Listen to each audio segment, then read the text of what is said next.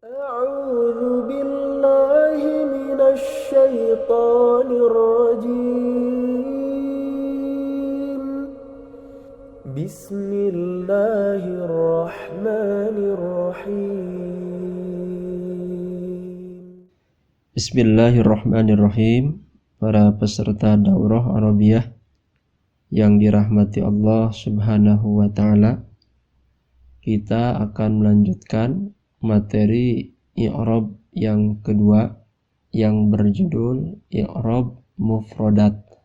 Mufradat itu maksudnya adalah satuan-satuan kata. Disebut mufradat terpisah dari kata-kata yang lain. Ketika kata-kata itu tersusun dengan kata yang lain, namanya menjadi kalimah. Jadi bedanya mufradat dengan kalimat, kalau mufradat secara mandiri, ya, satu kata tidak terikat dengan yang lain, disebut kalimah itu ketika ada tersusun dengan kata yang lain.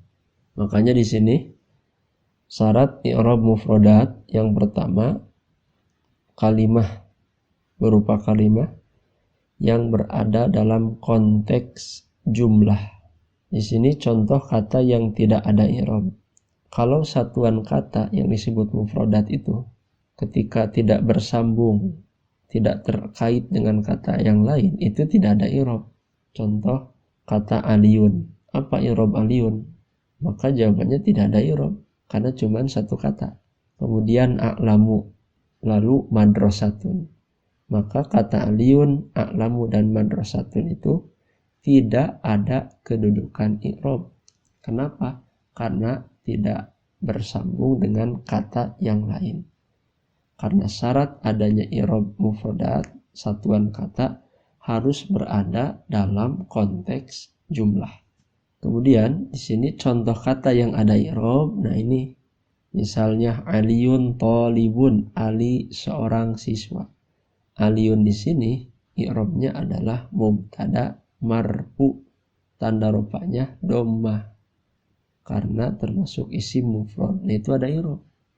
Talibun i'rabnya khobar. Kemudian contoh lainnya Ahmadu a'lamu min Zaidin. Ahmadu i'rabnya mubtada, a'lamu i'rabnya khobar. Karena dalam konteks jumlah. Min Zaidin jar majrur. Kemudian hadhihi madrasatun, hadhihi i'rabnya mubtada, madrasatun i'rabnya khobar. Jadi tidak ada i'rab untuk satuan kata. Yang ada i'rab itu kata ketika tersusun dengan yang lain. Yang kedua, i'rab mufradat itu syaratnya harus mengetahui makna bahasa kata yang akan di'irabkan. Nah ini mau tidak mau ya, kita dituntut untuk menguasai kosakata di dalam bahasa Arab. Ketika kata itu artinya pun kita tidak tahu, nah ini akan menghambat kita mengi'rab. Contoh misalnya mustashfa, artinya rumah sakit. Mustafa, yang terpilih. Istarsyada, minta petunjuk. Nah kita harus tahu supaya benar di dalam mengi'rabkan. Nah itulah sebagai pengantar syarat yang harus dipenuhi untuk i'rab mufradat atau satuan kata. Nanti kebalikannya, i'rab mufradat itu adalah i'rab jumlah. Jadi ada i'rab untuk satu kata, ada i'rab dalam jumlah susunan kata. Kita awali dulu pembahasan fokus pada i'rab mufradat. Nah, untuk i'rab mufradat ini sudah dibahas di materi yang pertama ya. Ini dikuatkan lagi kaidah umumnya atau langkah-langkah mengi'rabkan mufradat, satuan-satuan kata. Idealnya ada 10 langkah. Idealnya ini 10. Hanya di daurah ini tidak akan kita bahas 10 ya. Kita bahas beberapa saja di antara yang 10 ini. Yang pertama, menentukan jenis kalimah. Kita kan sudah tahu dalam bahasa Arab itu kalimah ada isim, fi'il, dan huruf. Nah, langkah ini harus terus kita latih sehingga akan memudahkan kita mengi'rab. Yang kedua, membatasi makna i'rabi kalimah.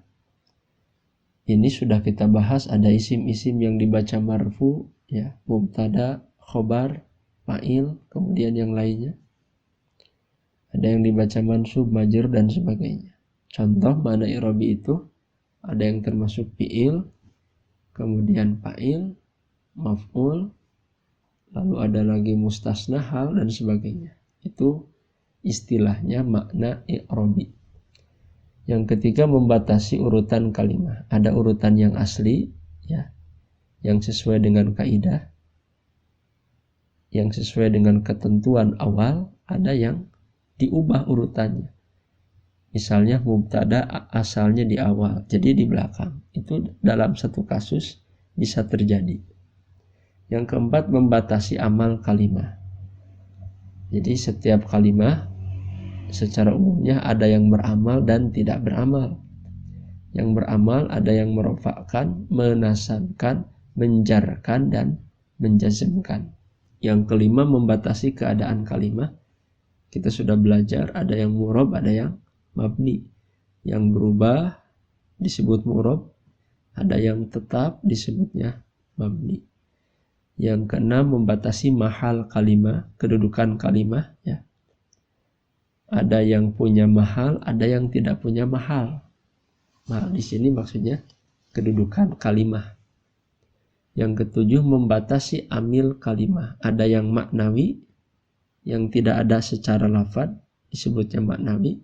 Ada yang lafzi, terlihat lafadnya. Kemudian yang kedelapan, membatasi tanda i'rab atau bina. Ada yang tandanya jelas, disebut dhahirah, seperti domahnya terlihat di akhir, fathahnya terlihat, kasrahnya terlihat, sukunnya terlihat, disebutnya tanda dhahirah. Ada yang dikira-kira, disebutnya tanda muqaddarah. Kemudian ada juga yang bina, ya, yang tetap. Lalu yang ke-9, taklil, penjelasan alasan i'rab. Kenapa tandanya domah, kenapa fathah, kenapa kasrah, itu sudah kita bahas di ilmu nahwu. Tanda domah karena mufrad, karena jamak taksir, karena jamak muannas salim, karena ghair munsharif, dan sebagainya. Itu yang dimaksud taklil atau penjelasan alasan i'rab. Kemudian mulahazah, ini maksudnya pengamatan di akhir kalimah untuk beberapa kalimah. Jadi tidak semua bisa dimulahazah. Kemudian kita awali dari pembahasan pertama, ya, langkah i'rab satuan kata atau mufradat.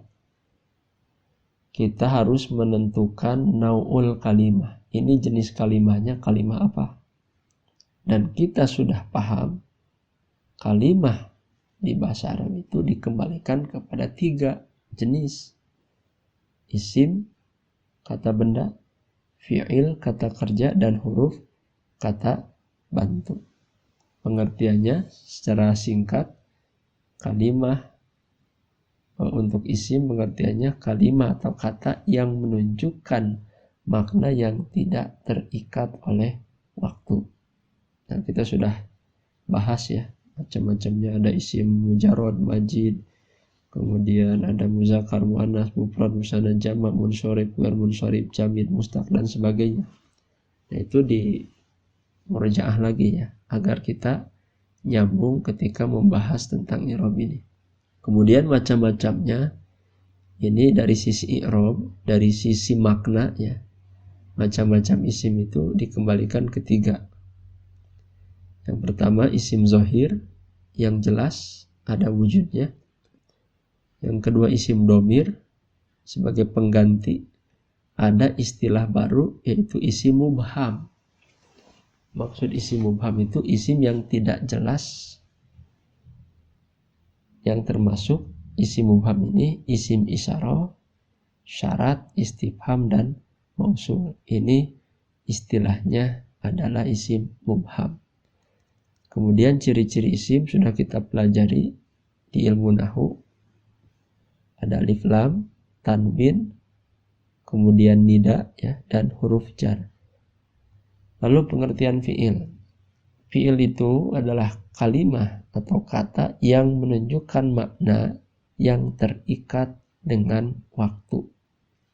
Kalau isim tidak ada kaitan waktu, kalau fi'il ada kaitan waktu. Cirinya secara umum, fi'il itu berkaitan dengan waktu.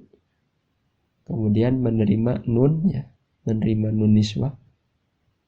Di ilmu nahwu kita sudah bahas, ada qad, ada sin, ada saufa, ada ta fa'il, ada na fa'il.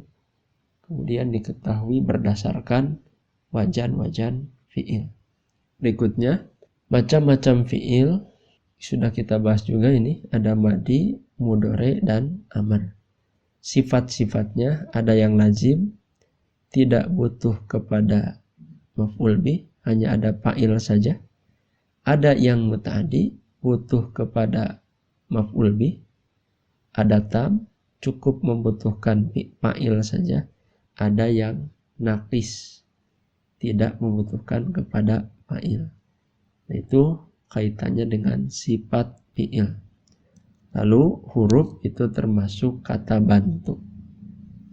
Nah, untuk menguatkan dan sekaligus mengulang ya, kita lihat surat Al-Baqarah ayat 1-7. Ini banyak ditemukan praktek untuk isim dan jenisnya. Ayat kedua langsung dzalika, itu isimnya isim mubham. Al-kitabu isim zohir ya. Ini menentukan isim dari segi zohir, dhamir, dan mubham. Roiba isim zohir. Hi itu isim dhamir. Hudan dan al-muttaqin itu isim zohir. Alladzina isim mubham. Wa isim dhamir. Al-ghaibi isim zohir. Wa lagi isim dhamir. As-sholata isim zohir. Ma isim mubham. Kemudian na dan hum dan wau itu isim dhamir. Alladzina isim mubham karena isim mausul. Wa isim dhamir. Ma isim mubham isim mausul. Kemudian ka isim dhamir. Ma isim mubham isim mausul. Ka isim dhamir. Al-akhirah itu adalah isim zohir. Hum isim dhamir. Wau isim dhamir. Ulaika isim isyarah mubham. Hudan isim dhamir. Rabbi isim dhamir. Him isim dhamir. Ulaika isim mubham karena isim isyarah ya. Hum isim dhamir. Al-muflihun isim dhamir.